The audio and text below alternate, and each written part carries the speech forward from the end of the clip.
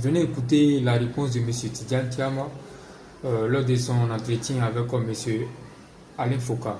Écoutons ensemble cette séquence vidéo. Bonjour Tidiane Tiama. Bonjour M. Foka, merci de me recevoir. Très heureux d'être ici. Alors on va commencer par des choses très pratiques, les questions sur lesquelles les Ivoiriens se posent des questions et aimeraient avoir des réponses.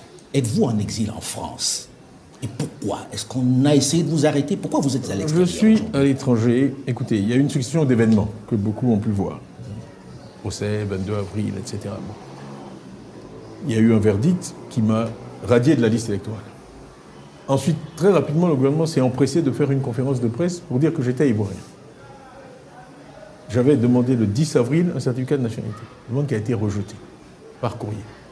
Et donc, je crois, 23 avril, le gouvernement dit je suis ivoirien. Donc, nous avons demandé un certificat de nationalité par mon avocat. Nous sommes le 26 juillet, nous ne l'avons toujours pas. Donc voilà un gouvernement qui d'un côté dit que je suis ivoirien, je suis redevenu ivoirien. Après avoir cette théorie, renoncé à votre nationalité française. Il y a cette théorie qui est qu'on peut perdre une nationalité automatiquement, d'après ce gouvernement-là, et on peut la retrouver automatiquement. Les mots qui ont été utilisés, c'était que ma nationalité était en sommeil, ce qui est un concept inconnu de tous les juristes. Alors moi, j'ai envie de comprendre. Est-ce que vous êtes en exil ou bien est-ce que vous êtes ici? J'attends le minimum de garantie pour pouvoir faire mon travail de président du parti en toute sérénité. Donc il y a une menace qu'on vous arrête, par exemple. Il y a eu, écoutez, il y a eu un entretien de mon frère Augustin qui se trouve être membre du RHDP et quelqu'un d'autorisé en Côte d'Ivoire qui lui a dit ceci: si ton frère met le pied en Côte d'Ivoire, il sera arrêté. Je l'arrête immédiatement. Pour quel motif? Il faut poser la question aux auteurs de ces propos.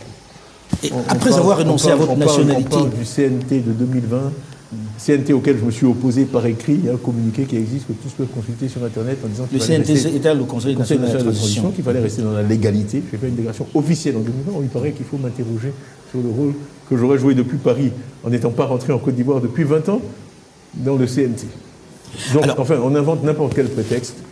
Les gens se posent la question de savoir des menaces physiques dont j'ai dit sur France 24 qu'elles m'avaient été faites par des voies autorisées. Donc c'est une situation qui ne devrait pas exister. Je suis un citoyen ivoirien. Je n'ai jamais commis de crime de ma vie. Effectivement, j'ai été élu démocratiquement à la tête du PDCI et j'ai été désigné par le PDCI comme on va en parler dans un instant puisqu'on va arriver à cette question-là.